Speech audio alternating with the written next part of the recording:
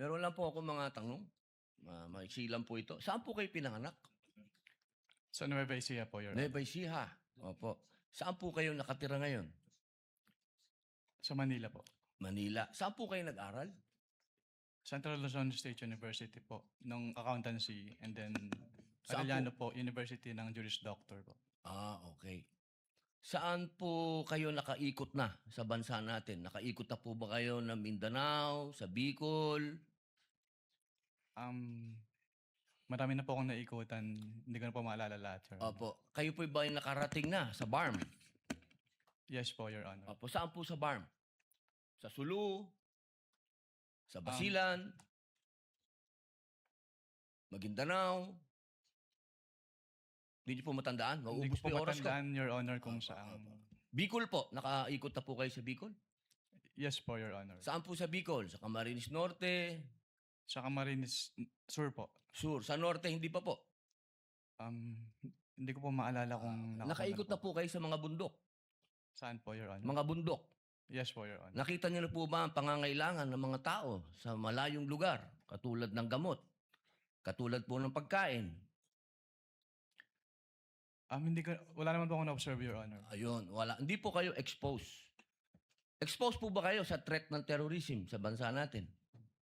Nabalitaan niyo po ba ang ISIS, ang NPA, ang Abu Sayyaf? Exposed po ba kayo doon sa mga balita? Sa news po, may Sa mga news. nabalitaan po ako, Your Honor. Opo. Alam niyo po ba na kung gaano nakagrabe ang terrorism?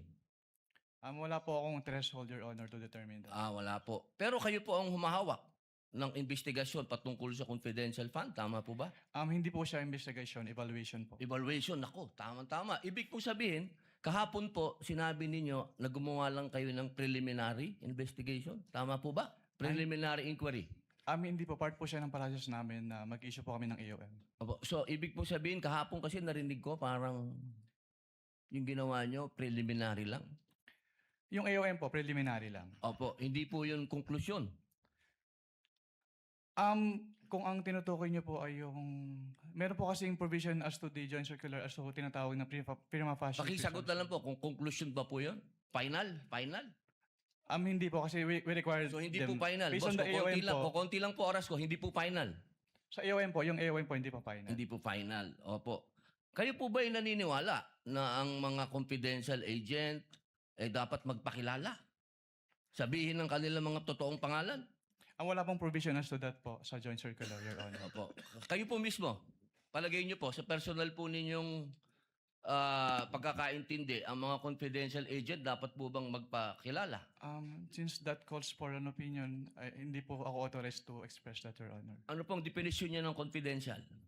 Based on the joint circular po, ang confidential expenses ay yung... Hindi po expenses, confidential lang po.